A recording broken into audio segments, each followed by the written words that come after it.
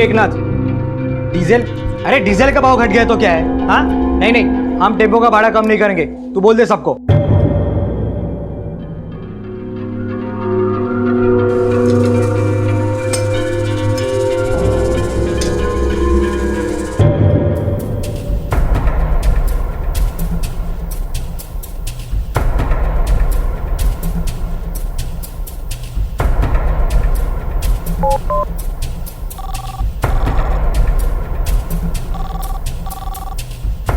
हामी बोलती है, पैसे का इंतजाम हुआ? देखो अगर मुझे पैसा नहीं मिला ना तो मैं तुम्हें बर्बाद कर दूंगी। 10 लाख, 10 लाख से एक पैसा भी कम नहीं चाहिए।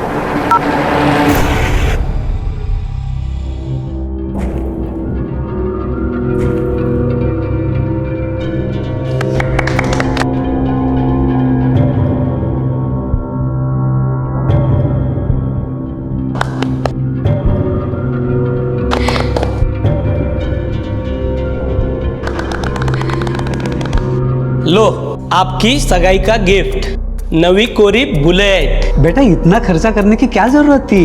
उमेश यादव की बहन की शादी है। इस जिले का सबसे बड़ा किसान हूं मैं, सिर्फ मेरी बहन खुश रहनी चाहिए और ये जिम्मेदारी तेरी है।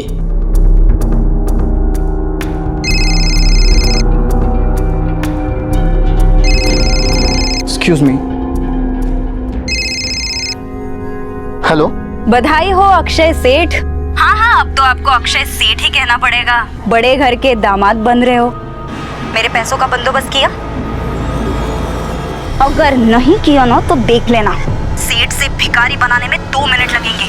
तेरा साला है ना उमेश, उसे बस तेरे और मेरे बारे में बताऊंगी, तब तो वो तुझे जमीन में जिंदा गाड़ देगा। कहाँ से लाऊंगा मैं इतने पैसे? वो तेरा प्रॉब्लम है, मुझे बस मेरा पैसा चाहिए और अगर तूने नहीं दिया ना तो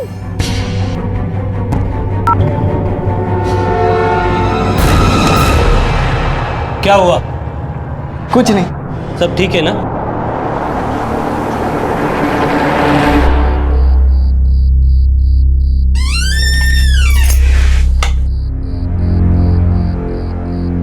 सागरिका, अंधेरे में क्यों बैठी है? क्या हुआ? कुछ परेशानी है? कोई अगर 2 मिनट के लिए शांत बैठे ना आई तो आपको ऐसे लगता है वो परेशान है। ऐसी कोई बात नहीं है।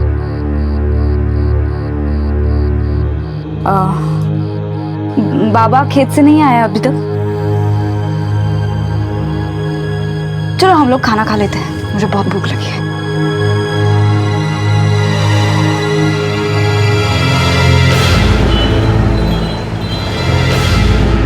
कितनी अच्छी शॉपिंग हुई ना अक्षय।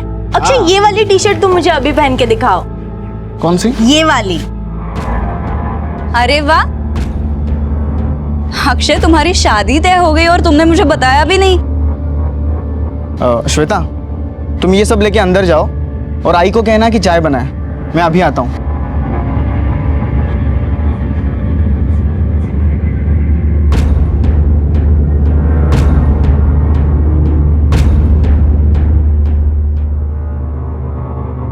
सागरिका, वो क्या है कि आई बाबा ने जिद करके ये शादी तय की है। जब मेरे साथ मजे मार रहा था तो आई बाबा को पूछा था क्या? अब ये मत समझना, आज मैंने उसके सामने तेरे और मेरे बारे में बात नहीं की, इसका मतलब कल भी नहीं करूंगी। इतनी भी अच्छी किस्मत नहीं है तेरी। पैसों का इंतजाम किया? कहाँ से लाऊंगा मैं इतने पैसे? अपने करोड़पति ससुराल वालों से मांग ले। पागल हो गया क्या तू? मैं उनसे पैसे नहीं मांग सकता।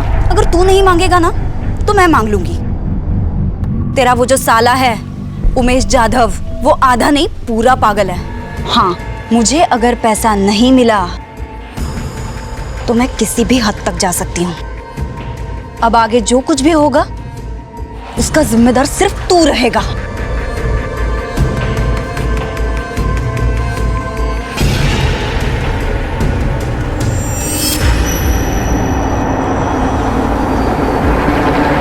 बीस साल की सीधी सादी दिखने वाली सागरिका एक गरीब किसान की इकलौती बेटी थी, जिसे देखकर कोई नहीं कह सकता था कि वो एक ब्लैकमेलर भी हो सकती है। लेकिन ब्लैकमेलिंग उसकी जरूरत है, मजबूरी है या फिर शौक। उसे शायद ये एहसास भी नहीं था कि वो एक संगीन जुर्म कर रही थी और ये जुर्म उसे किस दिशा में लेकर जाएगा वो इसका अंदाजा भी नहीं लगा सकती थी, क्योंकि किसी भी गुनाह के परिणाम अपराधी की उम्मीद से कोसों दूर होते हैं।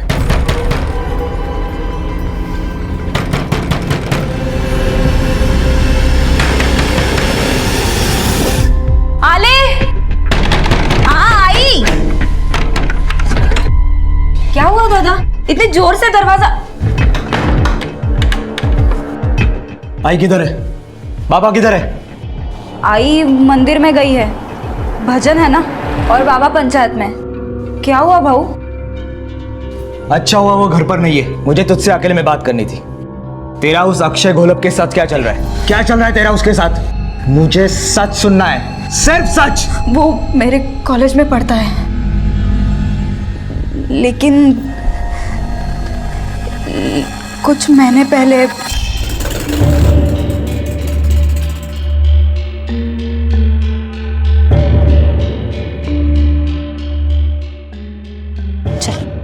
एक minute, Sagarika, I love you. अरे कुछ जवाब तो दो। अरे लोग मुझे चिढ़ाने लगे। 24 घंटे मैं सिर्फ तुम्हारे बारे में ही सोचता रहता हूँ। हाँ। मर जाऊंगा यार मैं तेरे बिना। तू अगर मुझे नहीं मिलना। अक्षय, ये क्या बात कर रहे हो? सब लोग देख रहे हैं। देखो, तुम्हारे लिए ये सब मजाक होगा, लेकिन मेरे लिए नहीं। देखो, हम लोग गरीब हैं, इन सब में नहीं पढ़ना चाहते। मैं हाथ जोड़ती हूँ, मेरा पीछा मत करो प्लीज।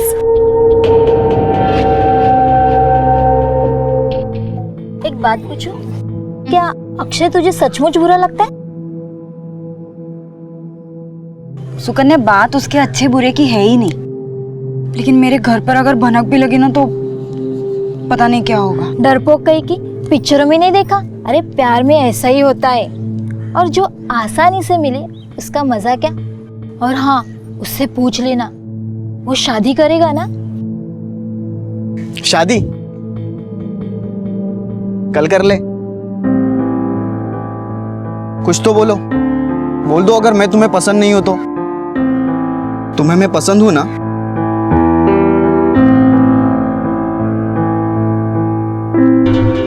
मैं चाहते हुए भी खुद को आगे बढ़ने से रोक नहीं पाई, और प्यार के बहाव में दोनों ने अपनी सारी हदें पार कर दी। सुनो ना अक्षय, हाँ? वो हम शादी कब करेंगे? क्योंकि मैं अब और झूठ नहीं बोल सकती घर पे। बस कुछ और दिन, जिस दिन आई बाबा अच्छे मूड में होंगे ना, उस दिन मैं हमारी शादी की बात करूंगा। लेकिन बाद में पता नहीं, मुझे बहुत डर लगने लगा, और कुछ ही दिनों में मेरा ये डर सच में बदल गया। क्या? तुम प्रेग्नेंट हो? लेकिन कैसे? कैसे मतलब? अक्षय, ये क्या बात कर रहे हो तुम? सागरिका, आराम से। तुम दोनों शांति से क्यों नहीं बात करते? तुम जाके एबॉर्शन करवा लो। करवा लो का क्या मतलब है? तुम नहीं आओगे मेरे साथ? नहीं, अरे मैं नहीं आऊंगा। अरे वहाँ कोई पहचान का मिल गया तो, और उसने घर पे बता दिया तो आई बाबा को धक्का बैठेगा। हाँ हाँ, तुम्हें तो सबकी चिंता है सिवाय मेरे। अरे एक बार कहा ना, नहीं आऊंगा मतलब नहीं आऊंगा। मैंने सातारा जाकर अपना अबॉर्शन करवाया, वो नहीं आया मेरे साथ, सुकन्या आई थी।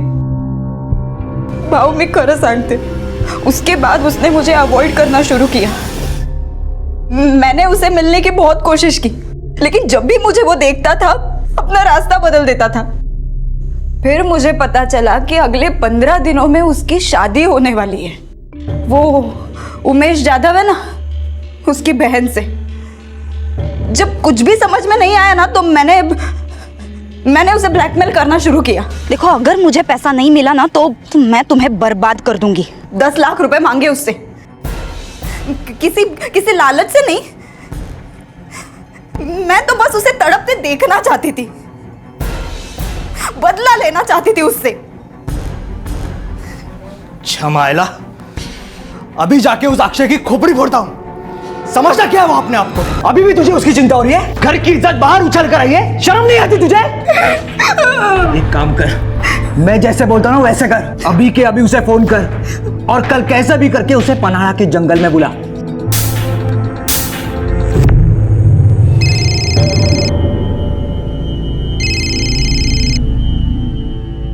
मैंने तुझे फोन ये बताने के लिए किया है, कल कुछ भी करके पन्हाड़ा पहुंचना।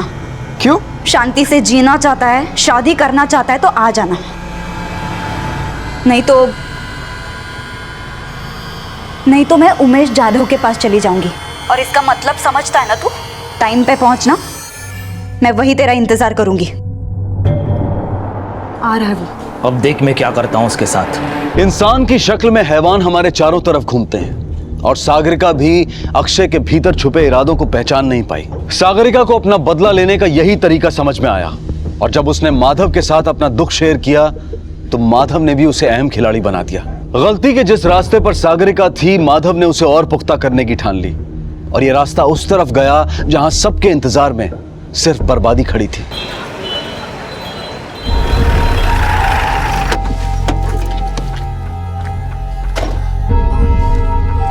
यहीं पे हम लोग मिलते थे। देख, उससे प्यार से बात कर लेना, अगर मानता है तो ठीक है, नहीं तो आज ही तेरी यहाँ किसी मंदिर में शादी करवा देंगे भाऊ, और उसके फोटो उमेश जाधव को भेज देंगे। तेरे को जो बदला लेना है वो जिंदगी भर लेती रहना। हम लोग अभी जाकर शादी का सामान लेकर ही आते हैं। हम लोग 10 मिनट में आते हैं, तू जा। चला रे।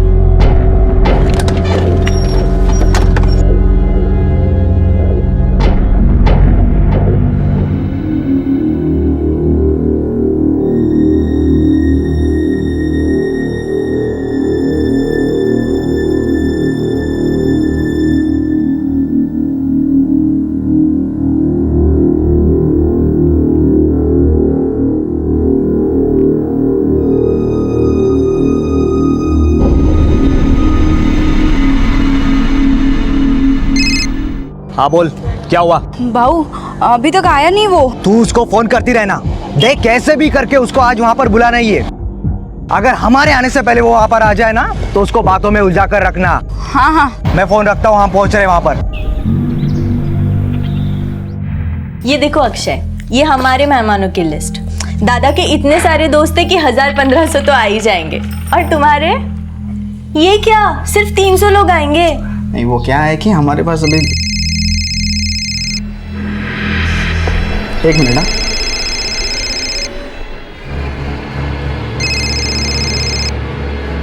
हेलो, किधर है तू? आया क्यों नहीं अभी तक? हाँ हाँ, बस 10 मिनट में आता हूँ।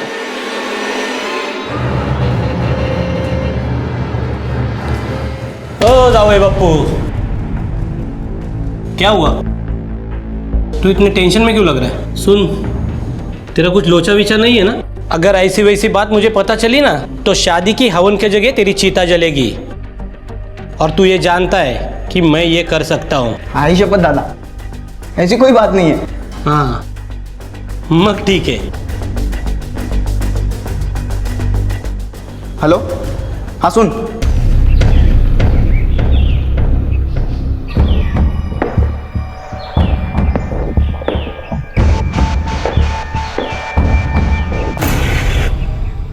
कौन हो तुम लोग?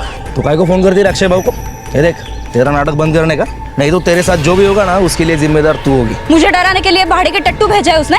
लेकिन देखो, तुम लोग कौन हो मुझे पता नहीं है और मैं जानना भी नहीं चाहती। ये टायर को भी अभी पंक्चर होना था। हाँ, अरे चला, जल्दी जल्दी करो यार।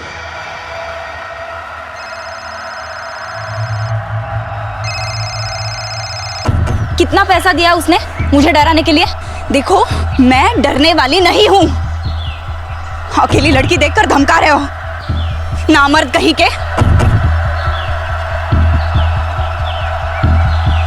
नामर्द, आज तुझे मेरी मर्दान की दिखाता। अरे और कितना टाइम लगेगा? भाऊ झाला।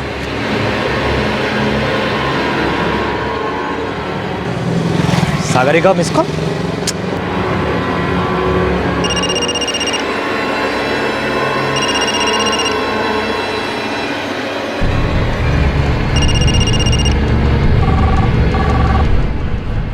ये फोन क्यों नहीं उठा रही है? भाई हो गया। हो गया, चलो चलो बैठो जल्दी।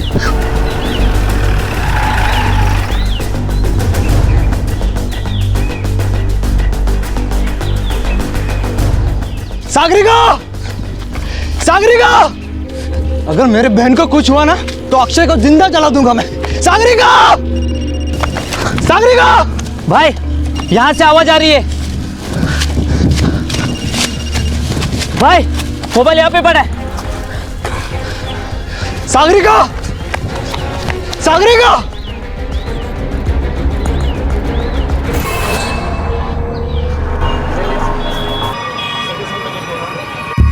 काम हो गया। तुमने जितना कहा था उससे ज्यादा किया है। और अगर उसका फोन आया तो? जिंदगी में कभी नहीं करेगी। तुमको तो क्या, किसी और को भी फोन करने से डरेगी।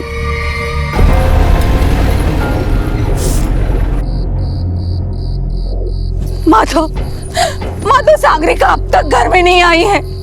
उसका फोन भी नहीं लग रहा है। मैंने उसकी सारी सहेलियों की फोन किया, वो कहीं पे भी नहीं है। माधव मुझे बहुत डर लग रहा है। माधव पता नहीं मेरी बेटी। घर पे किसी के साथ झगड़ा हुआ था उसका? नहीं साहब। तुम लोग जबरदस्ती शादी तो नहीं करवा रहे थे ना उसकी? नहीं, अब तक उस बारे में हमने सोचा भी नहीं है। तू भाई है ना रे उसका? जी। तेरे साथ कुछ अनबन हुई थी? तुम लोगों ने मारा वगैरह नहीं ना उसे? नहीं। रणवी, फोटोग्राफ है उसका? हाँ साहब, ये लीजिए। ये फोटोग्राफ आजू बाजू के पुलिस स्टेशन में भेज दो। देखो कहीं से कुछ ट्रेस मिलता है क्या।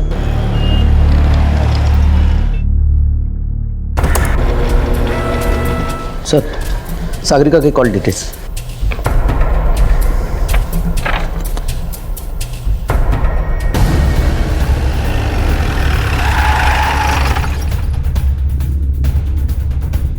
हमने छानबीन की है और उस सिलसिले में तुमसे कुछ पूछताछ करनी है। सागरिका कौन से कॉलेज में थी?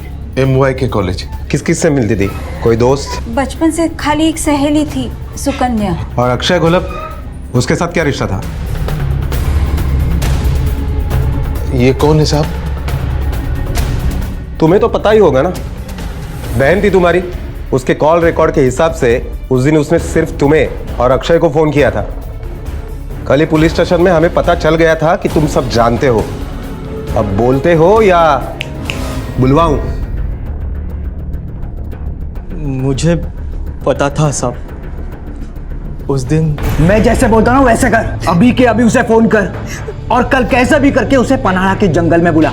देख, उससे प्यार से बात कर लेना। अगर मानता है तो ठीक है, नहीं तो आज ही तेरी यहाँ किसी मंदिर में शादी करवा देंगे। सागरिका!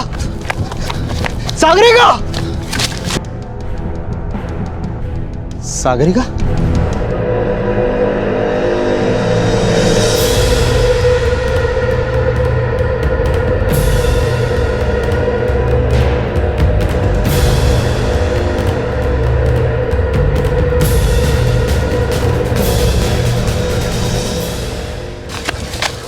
सागरिका, कहाँ थी तू? क्या हुआ तुझे? उस अक्षय ने तुझे मारा है क्या? मैं उस अक्षय को जिंदा नहीं छोड़ूंगा। अपनी गलती उसके सर पर मत डाल। सब तेरी वजह से हुआ है। मुझे तेरी बात सुननी ही नहीं चाहिए थी। मुझे दूर रह, मुझे तेरी शक्ल भी नहीं देखनी। सागरिका, सागरिका रोक मेरी बात तो सुन। सागरिका रोक मेरी बात तो सुन। अरे इतना सब होने के बावजूद तूने हमको कुछ भी नहीं बताया। सागरिका कहाँ है? कहाँ है सागरिका? बता मेरे को। अगर उसके बाद वो कहाँ गई मुझे नहीं मालूम है। और तुमने उसे वैसी हालत में वहां से अकेले जाने दिया?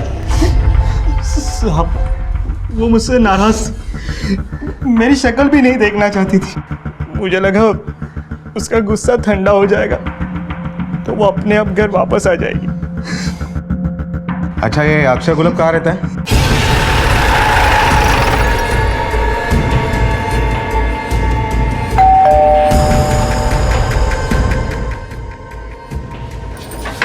अक्षय को बुलाइए, हमें उससे बात करनी है। मुझे कुछ नहीं पता साहब, मैं तो कल पूरा दिन घर पर था। हाँ, हमारा बेटा बहुत शरीफ है और आप जिस लड़की के बारे में बोल रहे हो हम उसे जानते तक नहीं। आप नहीं जानते पर ये जानता है। क्यों? बोल। कैसे जानता था उसको? क्यों गायब किया उसे? बोल। साहब, मेरा और उसका चक्कर था। फिर जब मेरी शादी पक्की हुई उसके बाद मैं उससे दूर हट गया था। ना ही उसे देखा, ना ही कभी उससे बात की। अच्छा, तो ये क्या है? ये कॉल रिकॉर्ड्स बताते हैं कि रोज तुम दोनों में बातचीत होती थी, वो भी 10-15 मिनट तक। और तू कहता है कि रिश्ते खत्म हो गए थे। हाँ, बोल। मेरे तरफ से खत्म हो गया था, पर उसको रिलेशन खत्म करने के लिए पैसे चाहिए थे। कीमत मांग रही थी साहब। आखिरी बार कब मिला था उससे? बोल। उसने मुझे पन्ना लेके जंगल में मिलने बुलाया था। तो तूने क्या किया? मैं नहीं गया साहब, मैं उसकी धमकियों से बहुत तंग आ चुका था। अच्छा, इसीलिए तुमने उसको गायब कर दिया? गायब कर दिया या मार डाला? नहीं साहब, नहीं। माधव का प्लान मुंह के बल गिरा और सागरिका एक बहुत बड़े हादसे का शिकार हो गई। सब अपने आप को और अपनी झूठी इज्जत को बचाने में लगे हुए थे। ऐसा लग रहा था जैसे सागरिका सबके लिए एक हाशिए पर चली गई है।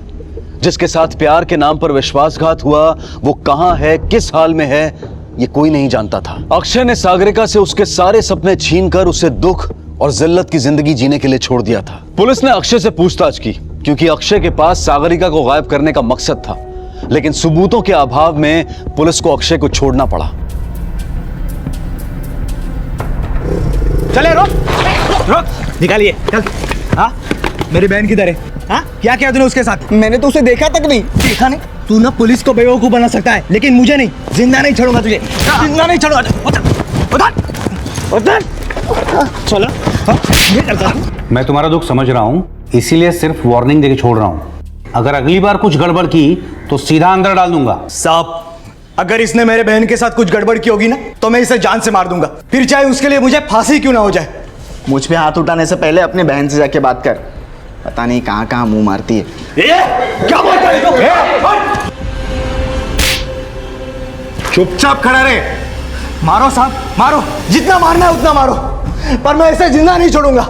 इसकी वजह से मेरे बहन को एबॉर्शन करवाना पड़ा था, छोड़ूंगा नहीं मैं इससे। चुपचाप खड़ा रहे।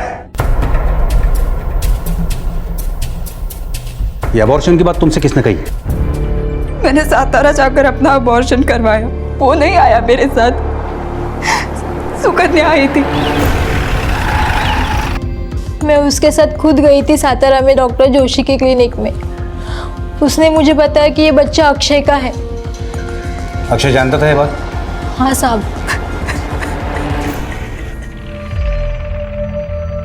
सिवाय पुलिस के कोई भी सागरिका को ढूंढने की कोशिश नहीं कर रहा था, लेकिन पुलिस के हाथ भी कुछ नहीं लग रहा था। और फिर कहानी ने जो मोड़ लिया वो कल्पना से भी परे था।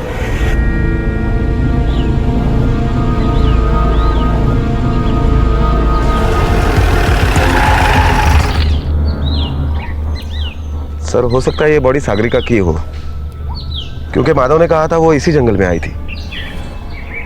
एक काम करो, माँ बाप को शिनाख्त के लिए बुलाओ। चेहरा तो बिगड़ गया है, देखो शायद घड़ी, अंगूठी और कपड़े से पहचान हो सकती है तो। Yes sir.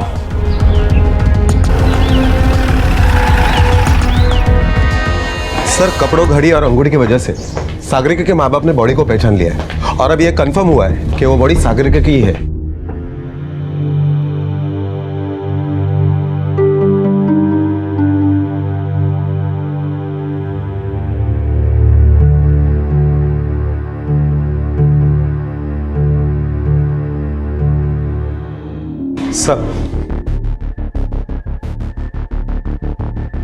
सर, सागरिका के खून से पहले उसके साथ बलात्कार हुआ था, वो भी 2 अलग अलग आदमियों ने किया था। उसकी बॉडी से और वारदात की जगह से 2 आदमियों के डीएनए सैंपल मिले। साहब, यही वो जगह है जहां वो अक्षय से मिलने वाली थी। लेकिन सर, सागरिका की बॉडी यहाँ से आधे किलोमीटर दूर मिली थी, फिर वो वहां कैसे पहुंची? इसका मतलब है शायद वो यहाँ से किसी के डर से भागी थी। लेकिन किसके डर से? तुम्हें उसका मोबाइल कहाँ मिला था? साहब, मोबाइल इधर मिला था। भाई, मोबाइल यहाँ पे पड़ा है। सर, वहाँ कुछ मिला है। सर, यहाँ पे झाड़ी में फंसा हुआ उसके दुपट्टे का कपड़ा। इसका मतलब वो भागते हुए यहाँ से गुजरी होगी।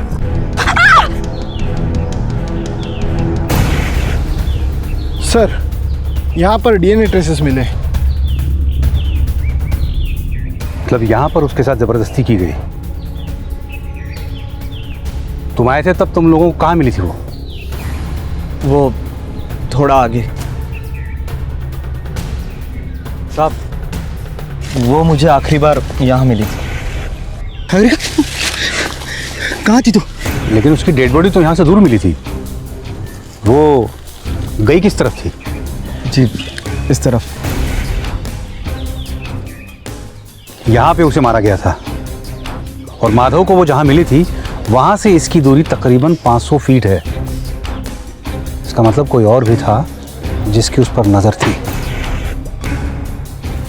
सर ये वो रेपिस्ट भी हो सकता है या कोई और भी। एक बात अपने भेजे में डाल ले, अगर तेरा दूर दूर तक इससे कुछ वास्ता हुआ ना तो तेरी खोपड़ी में दूनली से भर दूंगा। और ये जब तक अब साबित नहीं होता कि तेरा इससे कुछ लेना देना नहीं है, तब तक ये शादी तो आप भूल ही जाओ। कुछ नहीं सुनना मुझे। तुम मेरी बात का विश्वास क्यों नहीं करती?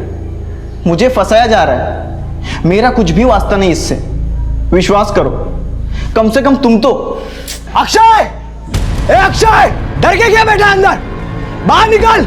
बाहर निकल ताकि मैं घुसूं अंदर। अक्षय बाहर आ! तुम रुको। बाहर आ अक्षय! बेटे को भेजो अपने। क्या है? क्यों चिल्ला रहे हो? तुम्हारे बेटे की वजह से मैंने अपनी बहन खो दी है और तुम उसके शादी के सपने देख रहे हो। मैं भी देखता हूं कैसे होती है उसकी शादी। चले जाओ यहाँ से, नहीं तो मैं पुलिस को बुलाऊंगा। तुम लोगों को ना मैं छोड़ने ही नहीं वाला। हट जाओ भाई, हट जाओ भाई छोड़ना भाई, भाई पुलिस का लफड़ा हो जाएगा भाई। देख ले अपने बेटे को, जितना देखना है उतना देख ले। जिस दिन वो घर से बाहर निकलेगा ना वो गया ऊपर। भाई जान दे, ऊपर छोड़ गया। भाई, छोड़। हाँ।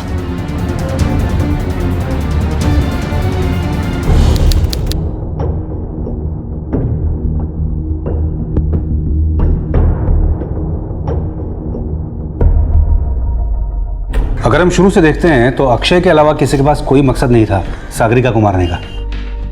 हमें अक्षय को उठाना पड़ेगा।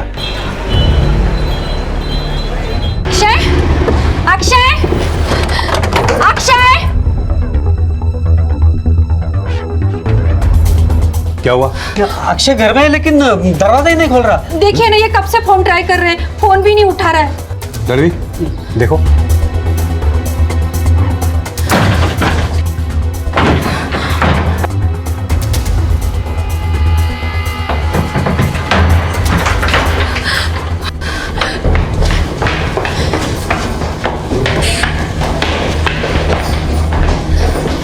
ये अक्षय का कमरा कौन सा है? ये रहा।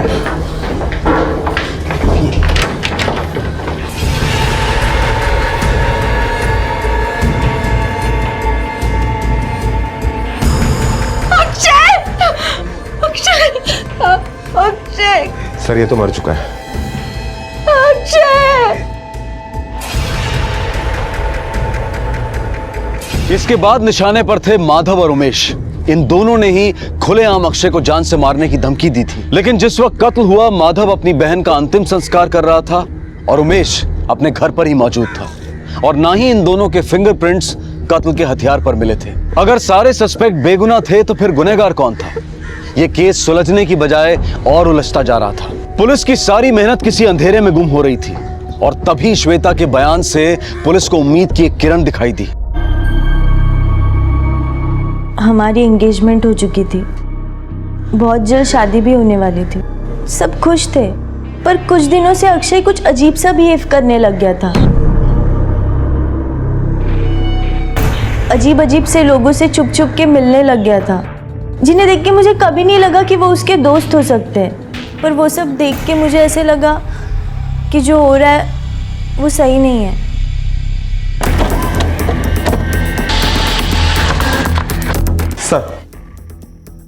सर अक्षय के कॉल रिकॉर्ड्स के मुताबिक इन दो नंबर पर कई बार फोन किए गए और हर वक्त सागरिका के फोन के तुरंत बाद किए गए। इसका मतलब इन दोनों नंबर्स का सागरिका के मर्डर के साथ जरूर कोई ना कोई कनेक्शन है। एक काम करो, इन दोनों नंबर के डिटेल्स निकालो और उन्हें लेके आओ। चलो चले, उठ उठ, चल। सोपान रुक! सोपान भाग भाग भाग भाग, जल्दी जल्दी। किधर भागेगा? चलो अंदर बैठ। साहब हमने कुछ नहीं किया, हमने कुछ नहीं किया। वो अक्षय ने हमें धमकाने की सुपारी दी थी, हमने बस उतना ही किया साहब। बताता हूँ साहब, बताता हूँ साहब। हाँ, हमने उसके साथ जबरदस्ती की।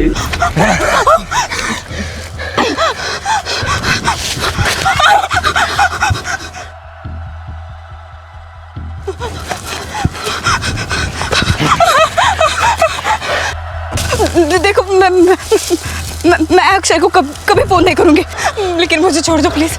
मुझे माफ कर दो, मुझे माफ कर दो, मैं कभी फोन नहीं नामत का आता। अब दिखाता हूँ मेरी मर्दानगी तुझे। हमने उसको नहीं मारा साहब, सच बोल रहे हैं, हमने उसको नहीं मारा साहब। एक कहावत है, मार के बाद पुकार रह जाती है, और यही हो रहा था सागरिका के केस में।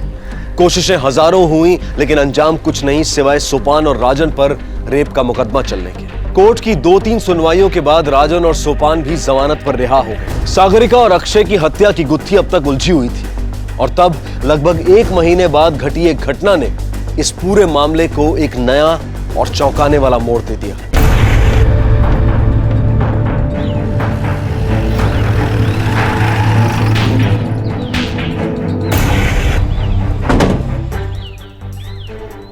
हटिए, पीछे हटिए, पीछे हटिए। सर, राजन और सोपान मौत लगभग 5-6 घंटे पहले हुई है सर, और बॉडी के ऊपर सूखी घास भी डाली गई है। बॉडी के पास शराब की बोतल भी मिली है सर। किसी ने कुछ देखा है? नहीं सर, लेकिन ये किसान है जिसने सबसे पहले बॉडी को देखा। सूखी घास उठाने के लिए आया था। आपने पत्थर को हाथ तो नहीं लगाया? नहीं साहब। सर, पत्थर के ऊपर के भी फिंगरप्रिंट्स ले लिए।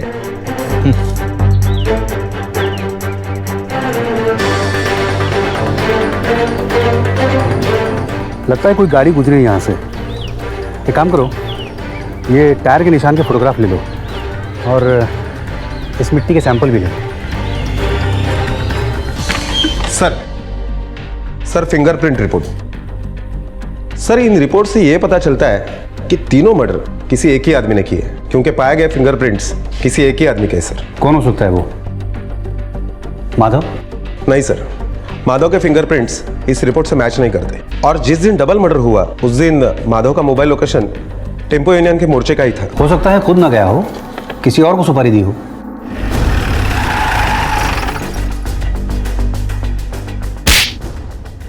क्या कर रहे हैं आप लोग ये?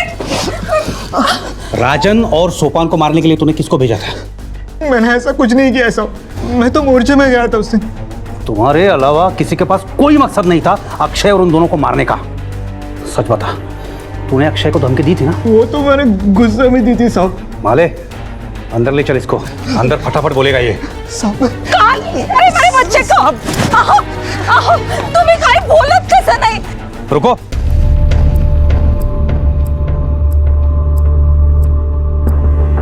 तू तो मोर्चे में था ना परसों? तेरी गाड़ी के टायर पे ये कीचड़ कहां से आया? कहां गया था तू परसों गाड़ी लेके? मैं तो मोर्चे के गाड़ी के साथ गया था। परसों तो बाबा गाड़ी लेके गए थे।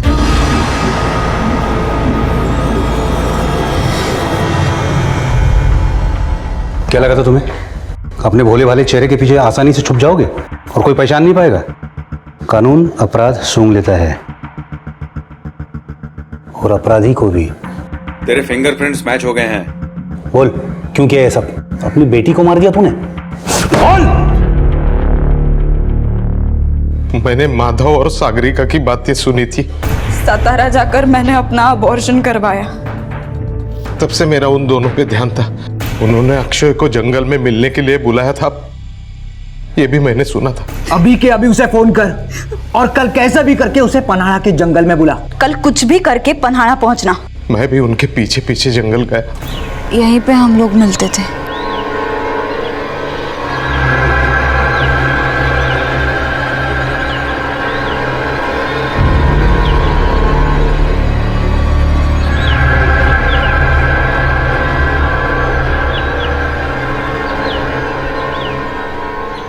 मेरी बूढ़ी टांगों ने जवाब दे दिया था। मैं मेरी बेटी को नहीं बचा पाया। जब वो मिली तो तब तक सब कुछ बिखर चुका था। उसने अपना मुंह तो काला कर ही दिया था, उसके साथ हमारे इज्जत पर भी कालिक मल दी। फिर मैंने देखा माधव और उसके बीच झगड़ा चल रहा था। एक काम ठीक से नहीं कर सका तू? सागरिका, मेरी बात तो सुन। सागरिका, सागरिका रुक। जब वो वहां से निकली तो मैं भी उसके पीछे पीछे गया। सागरिका,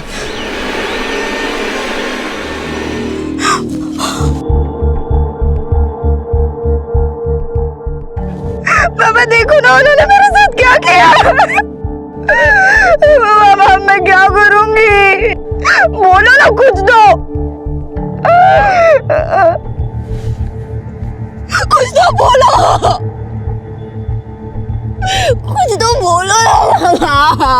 मैं क्या करूं?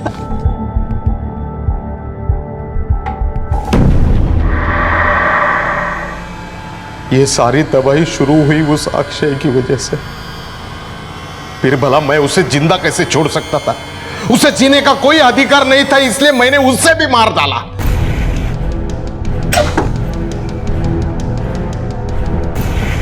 अब वो दोनों राक्षस बचे थे। मैंने उन दोनों को सुपारी के नाम पे वहां पे बुला लिया और बहुत शराब पिलाई। वाह सेठ वाह, एकदम धमाल। अभी तो और मजा आएगा। हमारे समाज की मानसिकता आज भी बदली नहीं है और जगन्नाथ उसका जीता जागता उदाहरण है। उसने अपनी ही बेटी को बड़ी बेरहमी से मार डाला। वो बेटी जो प्यार के नाम पर धोखा खा चुकी थी और अपनी अस्मिता बचाए रखना चाहती थी, जिसकी कोई गलती नहीं थी, जिसे इस मुश्किल वक्त में अपने बाप के कंधे का सहारा मिलना चाहिए था, उसी बाप ने अपने हाथों से उसे मार डाला, सिर्फ अपनी झूठी शान के लिए। अगर जगन्नाथ में पुलिस की मदद भी होती तो सागरिका को न्याय भी मिलता और वो आज जिंदा भी होती। किसी भी इंसान को कानून अपने हाथ में लेने का हक नहीं है। सागरिका अपनी सारी अधूरी इच्छाओं के साथ दूसरी दुनिया में जा चुकी है और जगन्नाथ सलाखों के पीछे, जिसके लिए वो खुद जिम्मेदार है, उसे कानून ने आजीवन कारावास की सजा सुनाई है। बच्चों की गलती पर माता पिता का गुस्सा होना वाजिब है, लेकिन जरूरत है कि ऐसे वक्त में बच्चों से बातचीत की जाए, उन्हें समझने और समझाने की कोशिश की जाए। आप सबसे गुजारिश है कि गुस्से को कभी भी अपने ऊपर हावी ना होने दें और विवेक से काम लें। अब मैं अनूप सोनी आपसे विदा लेता हूं। फिर मुलाकात होगी अगले एपिसोड में एक और चौंका देने वाले केस के साथ। तब तक अपना और अपने परिवार का ख्याल रखें और देखते रहें क्राइम पेट्रोल डायल 100। सबक एक को, सीख हम सबको। जय हिंद।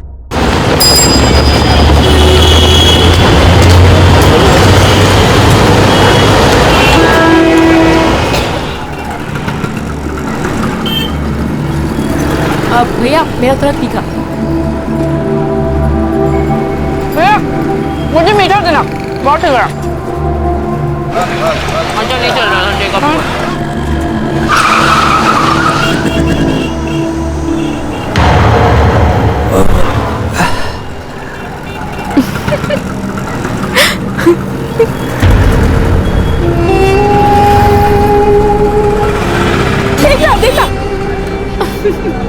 भैया।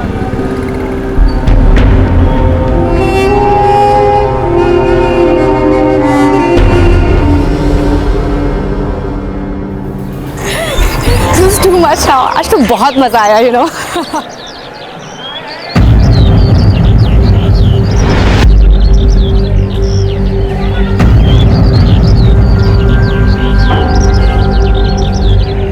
देख कैसे घूर घूर के देख रहा है। लगता है तुझ पर लट्टू हो गया ये सट।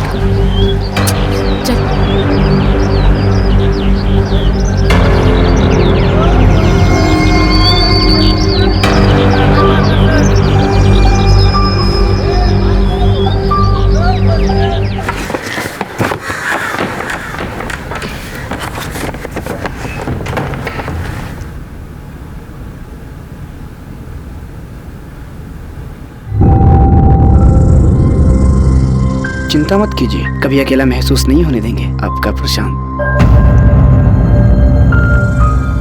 Hello, how may I help you? कपड़ों के साथ साथ गिफ्टिंग सर्विसेज भी स्टार्ट कर दिया क्या आप लोग ने? सॉरी मैडम, पर क्या हुआ? मेरे पैकेट में मेरा सामान नहीं है, एक गिफ्ट है, एक लव नोट के साथ। How dare you guys do this? आपका शॉप बंद करा दूंगी मैं। आई रियली सॉरी मैम, गलती से एक्सचेंज हो गया होगा। अगर 5 मिनट में आप लोगों ने वापस फोन नहीं किया ना तो देख लेना। पता नहीं कब से मेरा पीछा कर रही है। तू डर मत, मैं हूं ना तेरे साथ। अब पुलिस कंप्लेन कराई इसकी? मुझे कोई कंप्लेन नहीं करानी। मैं ये शहर ही छोड़कर जाना चाहती हूँ। जब से आई हूँ तब से कुछ न कुछ तो चुप कर यार। भैया आप राशि मेरा पुलिस स्टेशन लेना। नहीं भैया, आप सीधा ही चलो, मुझे इस पुलिस के चक्कर में नहीं पड़ना है यार। तू चुप कर यार। भैया आप लो इसकी मत सुनो। तू पागल है क्या? Please start believing in system. हमारी पुलिस बेस्ट है और ये कंप्लेन कराना बहुत जरूरी है प्राची। जयंती छोड़ना यार, वैसे भी कम लफड़े हैं क्या लाइफ में। भैया आप इसकी सुनो मत, आप बस चलो। तो आपका कोई पीछा कर रहा है, आपको स्टॉप कर रहा है, मगर क्यों? कोई बात, कोई वजह सोचिए। नहीं पता सर। किसी से कोई दुश्मनी, कोई धमकी? जी नहीं। तो किसी ने आपको प्रपोज किया हो या कोई शारीरिक संबंध बनाने की कोशिश? ये कैसा सवाल है सर? देखिए सुनने में अजीब लगता है, लेकिन स्टॉकिंग आमतौर पर इन्हीं वजहों से होती है। देखिए आदमी जो आपको फॉलो करता है, कि इसने आपके साथ कभी कोई असली हरकत की हो, कोई भद्दी सी बात कही हो? नहीं सर, वो बस हमेशा कोई ना कोई गाना गाता है। ठीक है, आप चिंता मत कीजिए। सावन। हो सर। अब एक काम कीजिए, अगली बार जब ये आदमी आपको फॉलो करता है, अपने मोबाइल के कैमरे से उसकी फोटो ले लीजिए, और अगर वो फॉलो करता है तो हमारे पास उसकी फोटो होगी, जिससे उसे पकड़ने में आसानी होगी। और एक बात, हो सकता है कि वो आपको अकेली औरत समझकर परेशान कर रहा हो। अपने किसी दोस्त या रिश्तेदार को कुछ दिनों के लिए अपने साथ रहने के लिए बुला लीजिए। अगर कोई मर्द है तो और अच्छी बात है। तो ऐसा तो कोई नहीं है, इन-लॉज बूढ़े हैं और मॉम डैड नहीं रहे, और कोई ऐसा कोई फ्रेंड भी नहीं है जो मेरे साथ आके रह पाए। प्राची तू टेंशन मत ले, मैं रह लूंगी तेरे साथ।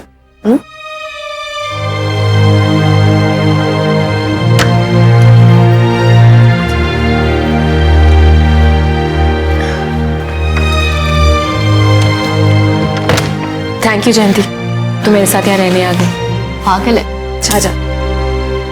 स्टॉकिंग यानी कि बुरी नीयत या गलत इरादे से किसी का पीछा करना, ईव टीजिंग, छेड़खानी, ये ऐसे अपराध हैं जिन्हें अधिकतर हम इग्नोर करने की कोशिश करते हैं, लेकिन कई बार इनका अंजाम बहुत खतरनाक हो जाता है। अक्सर ऐसे अपराधियों पर कोई सामाजिक दबाव नहीं होता कि अगर मुझे किसी ने यह गलत हरकत करते हुए देख लिया तो मेरी और मेरे परिवार की छवि खराब हो जाएगी।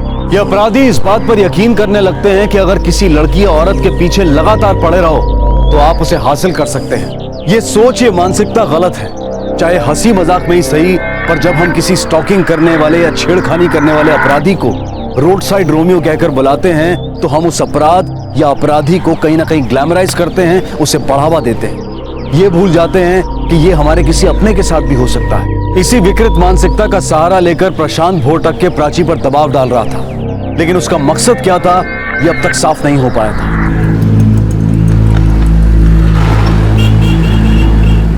देखा, ये सड़क छाप गुंडे ना लातों के भूत होते हैं। 2 गालियां क्या दी उसके बाद से दिखाई नहीं।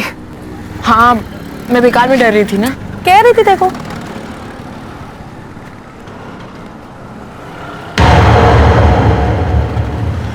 देखो।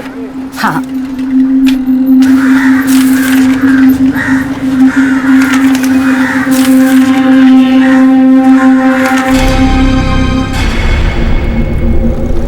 बहुत मिस करती है ना मुझे। कुछ दिन मेरी फोटो से काम चला लीजिए, तब तक आपके दोस्त का इंतजाम हो जाएगा। क्या हुआ? ये तेरे चेहरे की हवाइयां क्यों उड़ गई? देखा?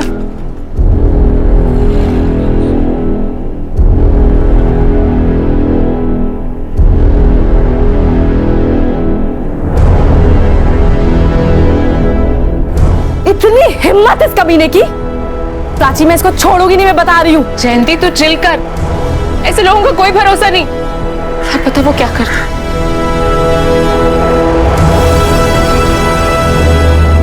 आप जानती है इसे? जी नहीं। कभी किसी के साथ देखा हो? नहीं। सावन, इस फोटो की कॉपीज बना के आसपास के सभी पुलिस स्टेशन में भेज दो, दिखते ही पकड़ने होगा। हो सर। प्राची जी आप घर जा सकती हैं निश्चिंत होकर, अब इसे पकड़ना मुश्किल नहीं होगा। जी थैंक यू।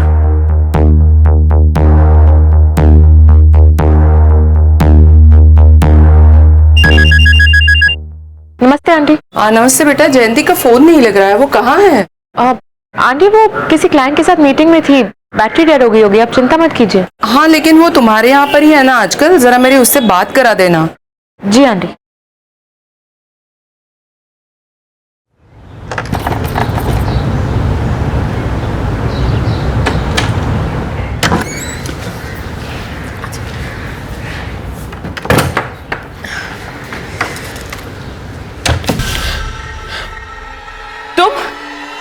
अरे तूने मारी एंट्रियां तो दिल में बजी घंटियां, टंग टंग टंग टंग टंग टंग टंग।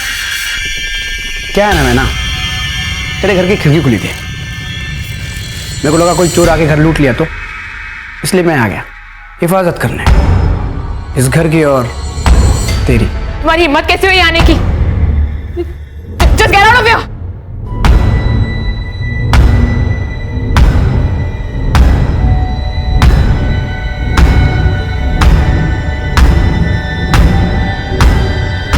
देखो, मुझे छूने की कोशिश भी मत करना तुम।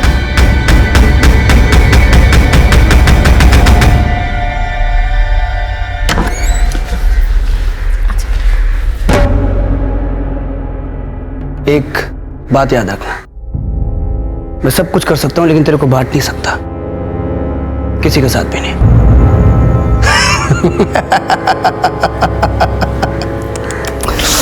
तू तो सीरियस हो गई यार। Don't worry.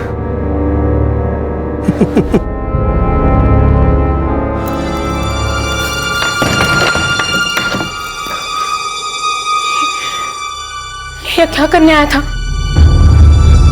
कहीं कोई कैमरा तो नहीं लगाया?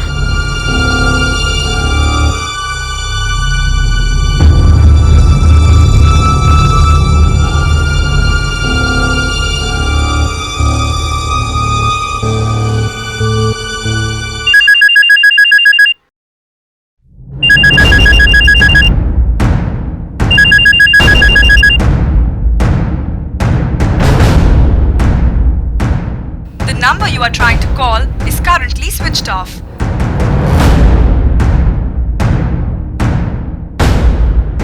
अब हेलो, हाँ जयंती है तुम्हारे पास? जयंती तुम्हारे पास आई है क्या? Okay thanks.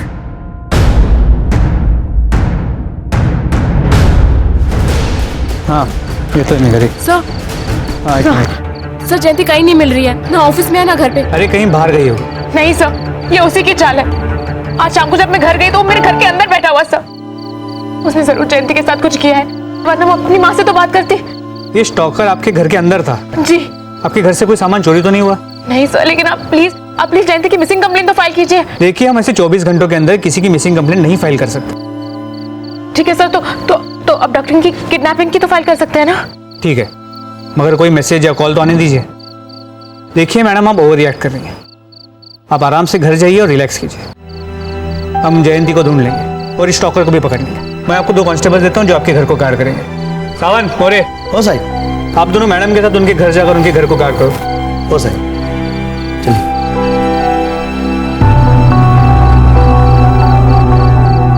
पुलिस ने 2 कांस्टेबल देकर प्राची को बाहरी सुरक्षा तो दे दी थी, लेकिन एकाएक अपनी ही सहेली का यूं लापता हो जाना कहीं ना कहीं उसे कमजोर बना रहा था। वो मन ही मन बस यही दुआ कर रही थी कि जयंती बिल्कुल ठीक हो। वैसे भी आजकल महिलाओं के प्रति बढ़ते अपराध को देखकर वो अपने आप को कम ही सुरक्षित महसूस करती हैं। प्राची भी अपने मन में कई आशंकाएं लिए सुबह का इंतजार कर रही थी।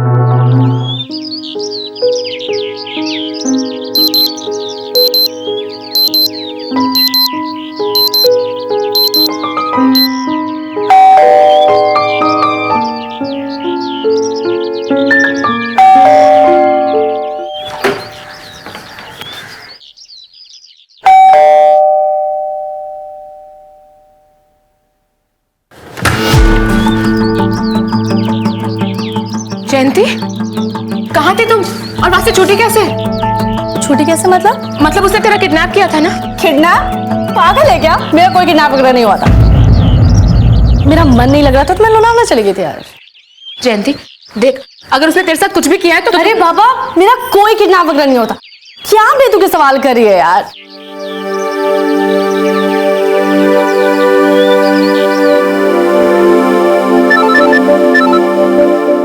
हाँ बोलिए। इंस्पेक्टर साहब, मैं प्राची बोल रही हूँ। वो जयंती वापस आ गई है। क्या? आपने तो कहा था कि उनका अपहरण हुआ है। I'm sorry, मैंने आपका टाइम वेस्ट किया। कोई बात नहीं, वैसे हमने कल रात को ही बोरटके को पकड़ लिया। जी थैंक यू। No problem.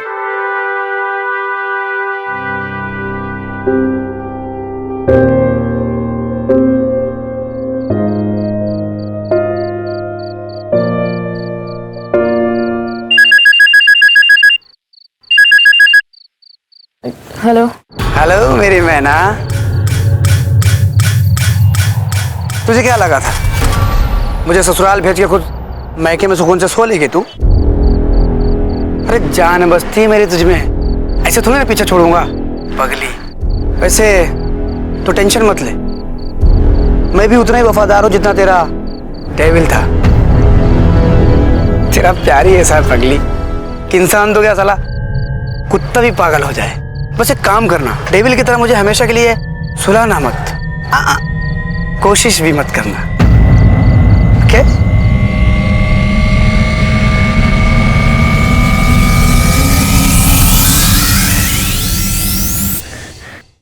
आपने इसे छोड़ क्यों दिया? देखिए प्राची जी, मैं आपकी परेशानी समझ सकता हूँ, लेकिन आप ही बताइए मैं क्या कर सकता हूँ? हमारे पास उसके खिलाफ कोई सबूत नहीं और उसने अपने वकील को बुला लिया, तो मुझे उसे छोड़ना ही पड़ा। पता नहीं कैसे उसे मेरे बारे में सब कुछ पता है, यहाँ तक कि उसे डेविल के बारे में भी पता है। जयंती के अलावा बहुत कम लोग जानते हैं उसके बारे में। डेविल? ये डेविल कौन है? मेरा पेट डॉग था, वो पागल हो गया तो मेरे हस्बैंड ने उसे इंजेक्शन दिलवाकर उसे सुला दी।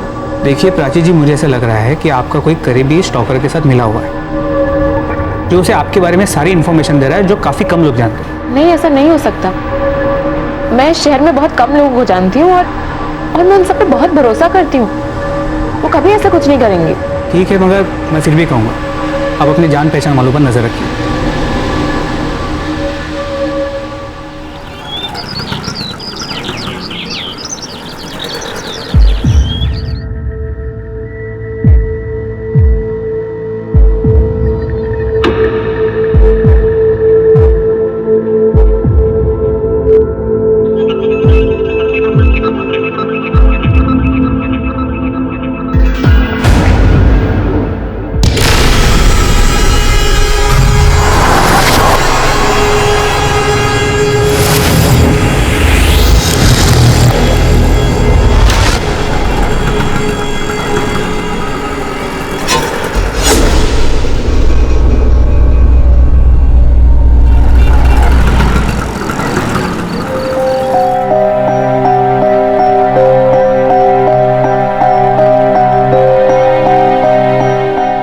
जयंती, हाँ, मुझे यकीन नहीं आ रहा कि तुम मेरे साथ इतना बड़ा धोखा कर सकती हो। धोखा? क्या हुआ? तुम उस आदमी के साथ क्या कर रही थी? किसके साथ? उस लफंगे स्टॉकर के साथ मार्केट में क्या कर रही थी तुम? दिमाग खराब हो गया तुम्हारा?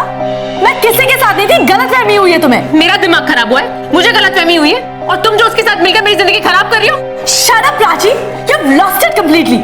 अपनी बेस्ट फ्रेंड पे कोई इस तरह शक करता है, तुम्हें दुनिया का हर आदमी वो स्टॉकर लगता है। Just get lost, निकल जाओ यहाँ से। You know what? You're right. No one can help you.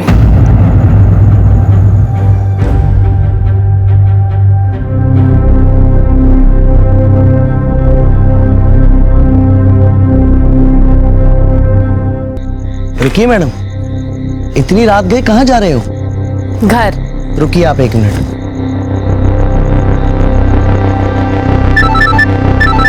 हाँ बोल सावंत। राजेश सर, ये जयंती मैडम एकदम से अपने घर जा रहे हैं। क्यों? मालूम नहीं साहब, कुछ इनका झगड़ा वगड़ा हो लगता है। एक काम कर, तू उन्हें घर ड्रॉप करने जा और मोरे को बोल वहां से नहीं हिले, मैं भी वहां पहुंचता हूँ। हो साहिब, चलिए मैडम, मैं आपको छोड़ देता हूँ।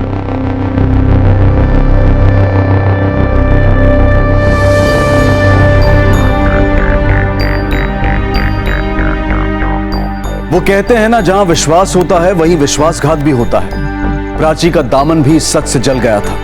जयंती ने उसके विश्वास का सरे बाजार कत्ल किया था। लेकिन अगर जयंती वाकई सच कह रही थी कि वो स्टॉकर भोटके के साथ नहीं थी बल्कि किसी और के साथ थी, तो इसका मतलब यह था कि स्टॉकर के डर ने प्राची का मानसिक संतुलन बिगाड़ दिया था और ऐसी सूरत में आने वाला हर पल उसके लिए मुसीबत ला सकता था।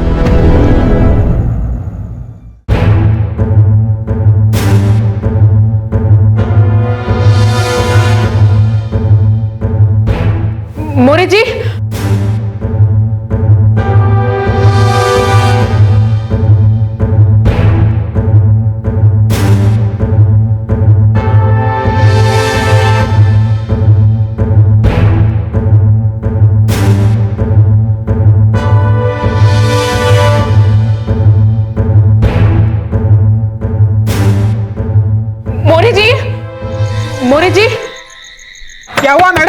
देखिए ना, सिर्फ हमारे घर की लाइट गई है क्या? ठीक है मैम, मैं चेक करता हूँ मीटर बॉक्स। आपका मीटर बॉक्स कहाँ पर है? बैकयार्ड में।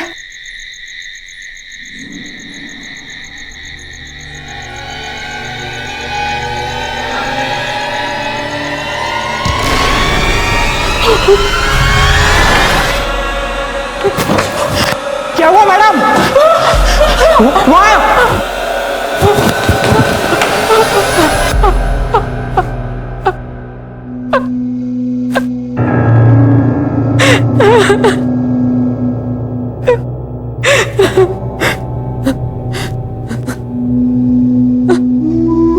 प्राची जी, मुझे लगता है कि आपको कुछ दिनों के लिए यहाँ से कहीं दूर अपने किसी दोस्त या रिश्तेदार के घर पे जाना चाहिए, और इस बारे में किसी को बताइएगा नहीं। हो सके तो कुछ दिनों के लिए ऑफिस भी अवॉइड कीजिए।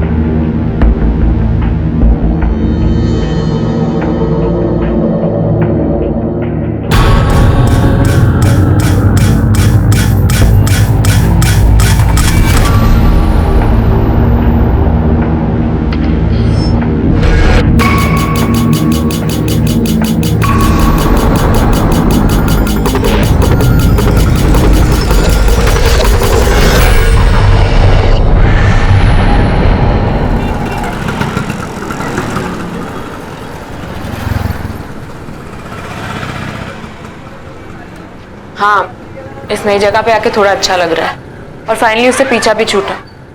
हाँ।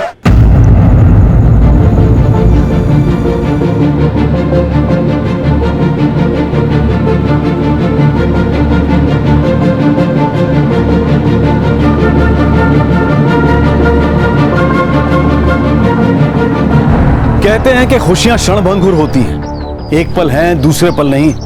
प्राची की जिंदगी में भी खुशी और डर की लुका छिपी चल रही थी। प्राची को लगा था कि उसे स्टॉकर से निजात मिल गई, पर न जाने वो कहां से एक बार फिर से सामने आ गया।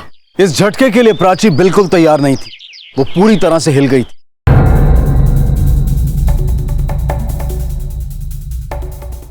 अरे मैडम, आप क्या हुआ? क्या नहीं हुआ, वो वहां भी पहुंच गया।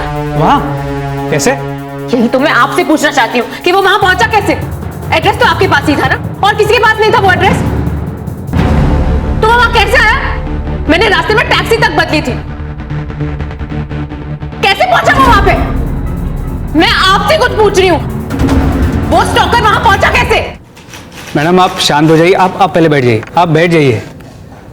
देखिए, मुझे कैसे पता होगा? आप सब जानते हैं, क्योंकि एड्रेस उसको आप ही ने दिया है। देखिए, इस तरह मुझ पे ब्लेम करना गलत होगा। मैं भी नहीं जानता कि हुआ कैसे। देखिए, आप शांत हो जाइए। सावन, मैडम सारी चांद वैसे आप ये सिंगना ना खाइए। आप लोगों को शर्म नहीं आती? एक विक्टिम की लाइफ का इतना मजाक बना रहे हो आप लोग। कितने पैसे दिए उस स्टॉकर ने आपको? ऐसी कोई बात नहीं है जैसा आप समझ रहे हैं। ए राजे, क्या चल रहा है? अरे ये केस तेरे से हैंडल नहीं होगा रे। अब ये केस मुझे ही देखना पड़ेगा।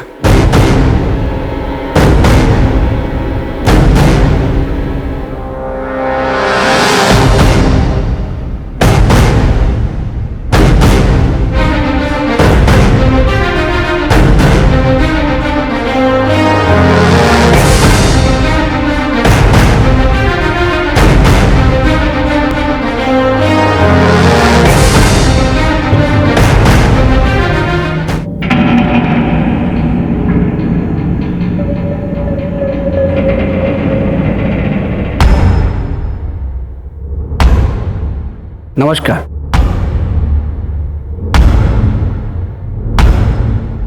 प्रशांत भोरटके, सीनियर इंस्पेक्टर, आपकी सेवा में हाजिर है। कहिए, क्या मदद कर सकता हूं मैं आपकी?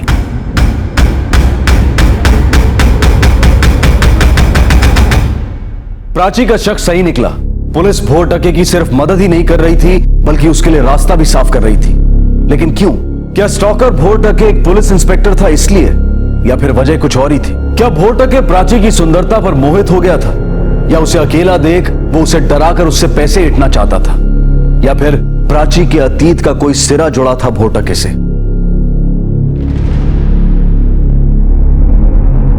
सर, हमारी बहू प्राची हमसे झूठ बोल रही है। उसने कहा कि मेरा बेटा अमेरिका गया और वहीं दूसरी औरत के साथ बस गया, लेकिन मेरा बेटा ऐसा नहीं कर सकता सर। अब तो उसने नौकरी भी पकड़ ली। शादी के पहले कहती थी नौकरी नहीं करेगी, सिर्फ आनंद को संभालेगी। अब तो हमसे रिश्ता भी तोड़ दिया उसने। अब अगर आपके बेटे ने आपकी बहू प्राची को छोड़ दिया है तो अब जीवन यापन के लिए उसे काम तो करना ही पड़ेगा ना। ऐसे भी साहब आप समझ नहीं रहे। जरूर उसने मेरे बेटे के साथ कुछ किया, नहीं तो मेरा बेटा एक फोन तो करता। इतने दिनों से उसने एक कॉल भी नहीं किया है। साहब, जब से मेरे बेटे ने नौकरी पकड़ी है वो हर महीना हमें पैसे भेजता था। अब तो पैसे भेजना भी बंद कर दिया उसने। सर, मेरे बेटे के साथ वाकई में कुछ हो गया है, प्लीज हमारी मदद कीजिए। देखिए, आप हाथ मत जोड़िए। आपको एसीपी खान ने दिल्ली से भेजा है और आप लोगों ने कंप्लेंट भी लिखवा दी है। हम अपनी तरफ से पूरी कोशिश करेंगे। जैसे कुछ पता चलता आप लोग को बता देंगे। अभी आप लोग जाइए।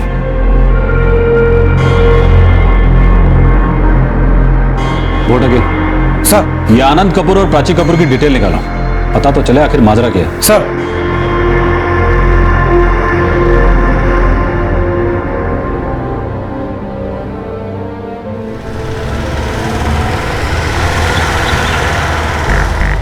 जी, 14 जून को आनंद ग्रेट एयरवेज की फ्लाइट से सैन फ्रांसिस्को चले गए।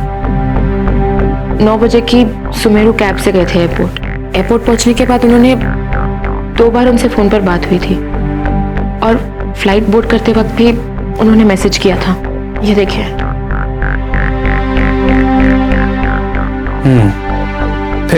फिर उनसे 1-2 बार हाइप पर बात हुई थी।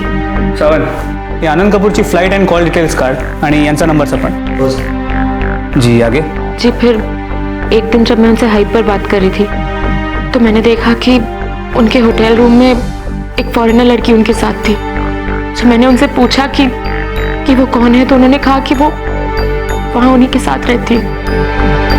इस बात पर हमारी बहुत लड़ाई हुई। उन्होंने मुझसे सारे रिश्ते तोड़ दिए, फ्रेंड्स बुक वगैरह सबसे ब्लॉक कर दिया। पर आपने अपने इन-लॉ से रिश्ता क्यों तोड़ा? मैंने उनसे रिश्ता नहीं तोड़ा, बस थोड़ी सी दूरी बना ली। ज्यादा फोन वगैरह पे बात नहीं होती। वही तो, क्यों? क्योंकि उन्हें लगता है कि उनका बेटा ही सही है और मैं गलत हूं, कि मैं झूठ बोल रही हूँ, कि मैं उनके बेटे को बदनाम करने की कोशिश कर रही हूँ। आपको तो पता ही है ना हमारा समाज कैसा है। गलती चाहे आदमी की ही हो, उंगली हमेशा औरत पर ही उठती है, हमेशा औरत ही झेलती है। मैं भी बस झेल ही रही हूँ, पर बस अब और नहीं सुना जाता।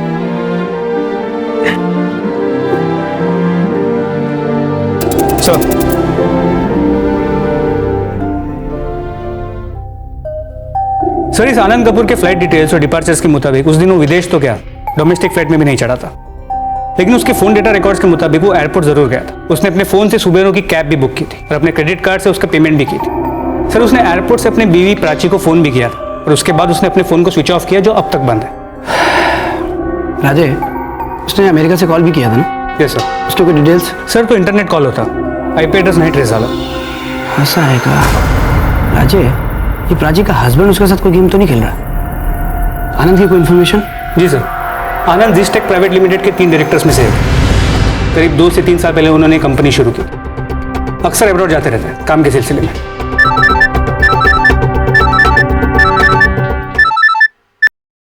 हाँ बोल। सर, आनंद कपूर का सेलफोन लोकेशन अमृतसर में एक्टिव हुआ है 2 मिनट पहले। अमृतसर में? जी, गोल्डन टेम्पल के आसपास, पर एग्जैक्ट लोकेशन अभी तक ट्रेस नहीं हुआ है। ओके, ठीक है। राजे, आनंद का नंबर सर्विलेंस पे डाल। और उसकी सारी इंफॉर्मेशन निकाल। सर, क्या प्राची का पति आनंद वाकई में उसे धोखा दे रहा था? क्या वो वाकई अमेरिका चला गया था या फिर इंडिया में ही कहीं छुपा हुआ था? अगर इंडिया में था तो कहीं किसी षड्यंत्र का शिकार तो नहीं हो गया था, या फिर खुद किसी बड़ी साजिश को अंजाम देने में लगा हुआ था? सच क्या था ये तो पता नहीं, लेकिन यहाँ तक आते आते एक बात बिल्कुल साफ हो गई थी कि प्राची को अकेली औरत समझकर भोटके उसके पीछे पड़ गया था। लेकिन उसका मकसद क्या था, इसका एहसास अब तक किसी को नहीं था। जब आप पंजाब में रहते थे तब आनंद रेगुलरली गोल्डन टेम्पल जाया करता था। सर, आनंद भाई बहुत अच्छे आदमी है, मिलनसार भी है। ऐसा हो ही नहीं सकता वो अपनी पत्नी को धोखा दे सके। सर, आनंद हमारा पार्टनर है, हम उसे अच्छी तरह जानते हैं, वैसे गायब नहीं हो सकता। सर, आनंद ने फ्लाइट में बैठकर हमें मैसेज भी किया था। वो एक फोन कंपनी से मीटिंग के लिए जा रहा था। हमारा सारा बिजनेस वही लाता है। जी सर, मैं आपको अकाउंट डिटेल्स मेल कर देता हूँ। आनंद सर नए डील्स के लिए पैसे ऑनलाइन ट्रांसफर कर देते हैं। उस दिन जाने के बाद भी किए थे। नहीं साहब, हमारे साहब का लफड़ा किसी के साथ नहीं था। ठीक है, तू जा। राजे, ये आनंद का कैरेक्टर मेरे को ठीक नहीं लग रहा है।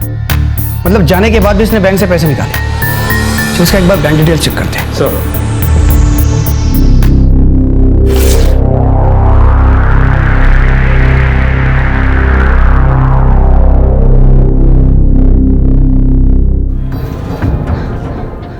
बोल जावेद। सर, प्राची 3 बजे एलसीसी कंपनी के अंदर घुसी थी। 3 से 4 घंटे हो गए हैं। ऑफिस में छुट्टी हो गई है, लगभग सारे स्टाफ जा चुके हैं, लेकिन अभी भी वो अंदर ही है सर। ठीक है, तू वहीं पे रुक, हम पहुंचते हैं। तू हिलना मत वहां से।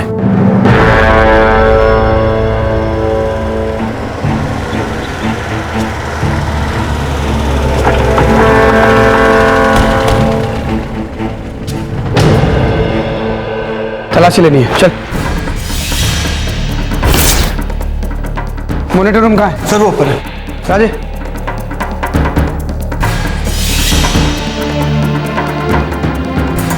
तुम लोग जावेद के साथ जाओ और पूरी बिल्डिंग में छान मारो उसे। ठीक है सर। बैठे। 3 बजे के बाद की फुटेज दिखाओ।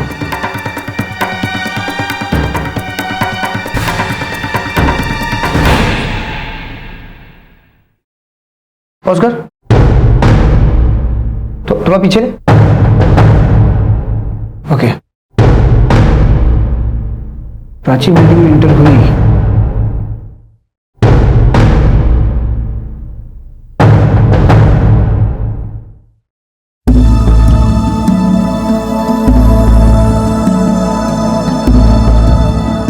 बाथरूम में गई।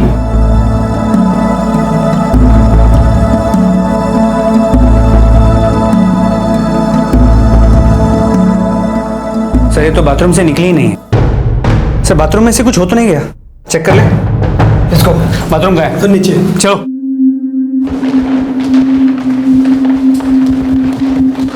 सर, वॉशरूम इधर है।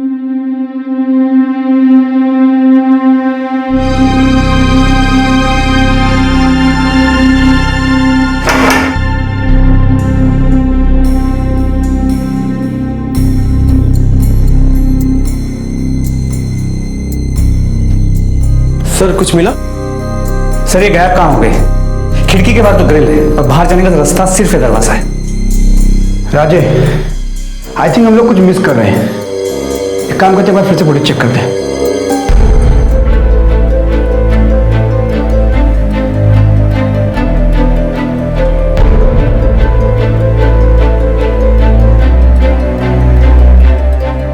एक बार फिर से रिवाइंड कर।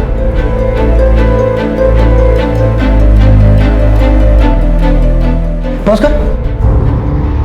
ये औरत बाथरूम में एंटर कब हुई थी?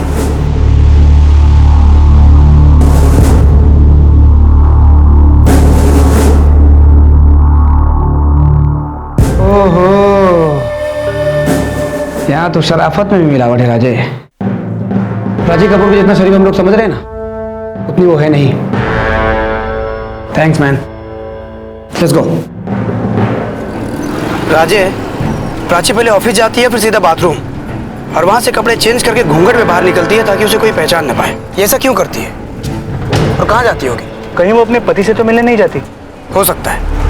कहीं ऐसा तो नहीं कि प्राची इस गेम में अपने हस्बैंड के साथ शामिल है? पॉसिबल है सर, लेकिन सर हमारे पास कोई प्रूफ नहीं। वही तो प्रॉब्लम है राजे कि हमारे पास कोई प्रूफ नहीं है। इसके बैंक ट्रांजैक्शन, कॉल रिकॉर्ड्स, हर एक मूवमेंट एकदम क्लीन है, और कोर्ट प्रूफ मांगता है। Yes sir. और इस प्राची का तो कोई बॉयफ्रेंड का भी चक्कर नहीं, और जब से इसका पति गायब हुआ है तो शहर के बाहर भी नहीं गई। बट राजे, हम लोग हराना जानते हैं, हारना नहीं। बुजुर्गों की एक कहावत है कि चिड़िया कितनी भी ऊंची उड़ान क्यों ना भर ले, पर दाना चुगने वो नीचे उतरती है, और हम इसे अपने जाल में फंसा के रहेंगे। राजे, मेरे पास एक प्लान है, बस जरूरत है तो एसपी साहब की परमिशन की। सर। हाँ बोलो समीर, इतना अर्जेंट क्या था जो तुमने मुझे यहाँ रोक के रखा है? सर, आपसे एक परमिशन चाहिए थी। किस बात की? सर, प्राची कपूर इतनी आसानी से हमारे हाथ नहीं लगेगी। लेकिन क्यों? सर, मुझे लगता है ये औरत अपने हस्बैंड के साथ मिलकर कोई बड़ा गेम खेल रही है। बहुत ही शातिर लोग हैं सर, क्या करें? उठा ले। अगर ये लोग इतने ही चाहते हैं तो हो सकता है ये हमें फिर से चकमा देने की कोशिश करें। इन पे कड़ी नजर रखो। सर, शेर की एक आदत मुझे बहुत पसंद है कि मारने से पहले अपने शिकार के साथ वो खेलता बहुत है।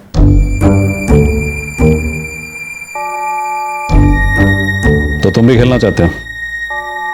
ठीक है, खेलो, लेकिन अपनी हद में रह के। सर। राजे, अब स्टॉकिंग होगी तो एक अच्छे पर्पस के लिए। मतलब ये कि प्राची कपूर डरेगी तो गलतियां होंगी और उसके पत्ते खुलेंगे, फिर उसके दोस्त उसे बचाने बाहर निकलेंगे, और फिर चल देखते हैं।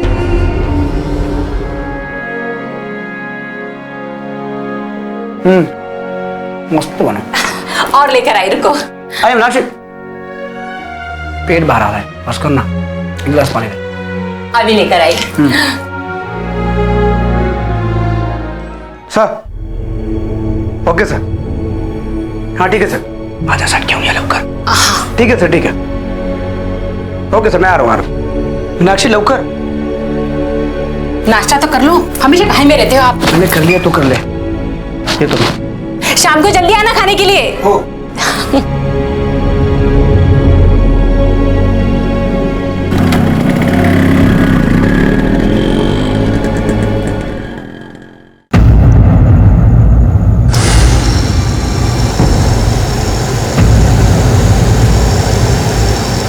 सर।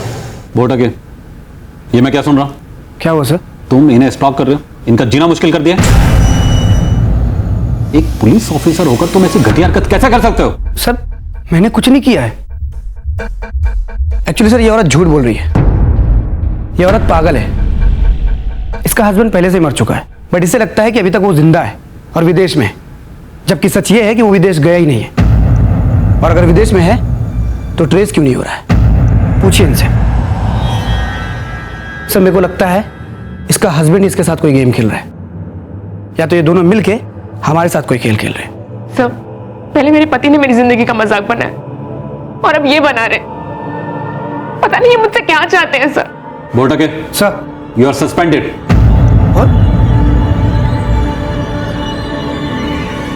क्यों भोटक के परेशान कर रहा था प्राची को? आखिर प्राची का सच क्या था? यह राज खुलेगा कल रात 10:30 बजे इस केस के दूसरे और आखिरी भाग में, जो आपको अचंभित कर देगा, आपके भरोसे की बुनियाद को हिला देगा। अब मैं अनूप सोनी आपसे विदा लेता हूं, फिर मुलाकात होगी। तब तक अपना और अपने परिवार का ख्याल रखें और देखते रहें क्राइम पेट्रोल डायल 100। सबक एक को सीख हम सबको। जय हिंद। इस तरह के और भी एपिसोड देखने के लिए हमारे चैनल को सब्सक्राइब करें और बेल आइकन दबाना ना भूलें।